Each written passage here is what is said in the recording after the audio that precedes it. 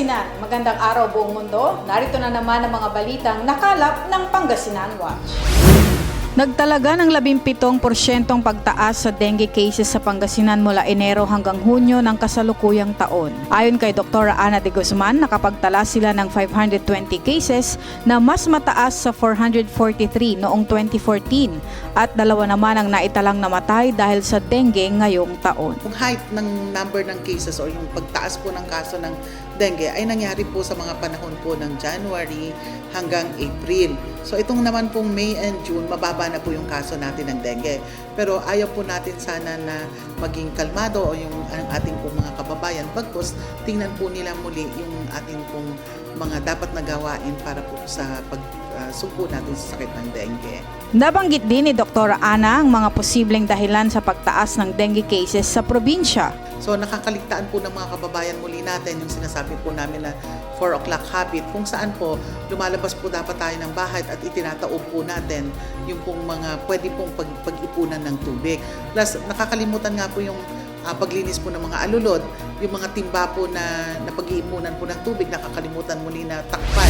Tumanggap ng farm inputs at planting materials mula sa provincial government ang mga magsasaka sa ikalimang distrito ng Pangasinan. Pinangunahan ng nasabing distribution ni Governor Amado T. Espino Jr., Vice Governor Ferdy Kalimlim, Liga President at Board Member Pogi Espino at Board Member Danny Uy. Kabilang sa mga ipinamahagi ay mga certified seeds, abono, farm inputs at mga halaman na maaaring itanim sa bukid. Bumisita sa Pangasinan ng mga department heads ng provincial government ng Lanao del Norte upang makita ang magandang kapitolyo at palakad ng pamahalaang panlalawigan ng Pangasinan.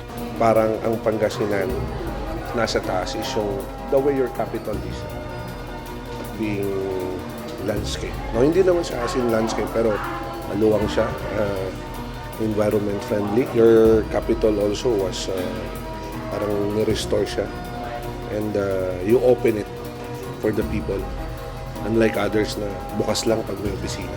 Ipinaghanda sila ng probinsya at inikot sa iba't ibang gusaling pampamahalaan. Namangha naman ang mga bisita na karamihan sa kanila ay ngayon lang nakarating sa lalawigan.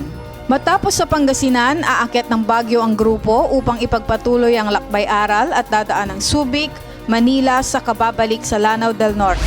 Inang Laya. Ito ang naging konsepto ng centerpiece sa SM Rosales para sa ika-117 taon ng kalayaan ng Pilipinas. Inirepresenta sa katauhan ng babae ang Pilipinas. Gayak ang matitingkad na kulay ng ating bandila. May taas na 14 na talampakan ang nasabing obra. It's made out of corn husk, which is a thriving industry in Pangasinan. It's actually made by a local artist. We'd like to feature the impeccable talent of the Filipinos through this centerpiece. Tinatayang 7,000 piraso ng corn husks ang nagamit at 10 araw para kumpletuhin ito. Maging ang buhok at kasuotan nitong Filipiniana ay gawa sa makrame o hinabing corn husk at corn husk rope. Samantala, binuksan na rin ang job fair sa second floor ng mall na inorganisa ng Department of Labor and Employment, Regional Office 1 para sa obserbasyon ng Araw ng Kalayaan. At yan ang mga balitang aming nakalap. Ako si Vanch Padilla at ito ang Pangasinan Watch, broadcasting from Pangasinan to the world.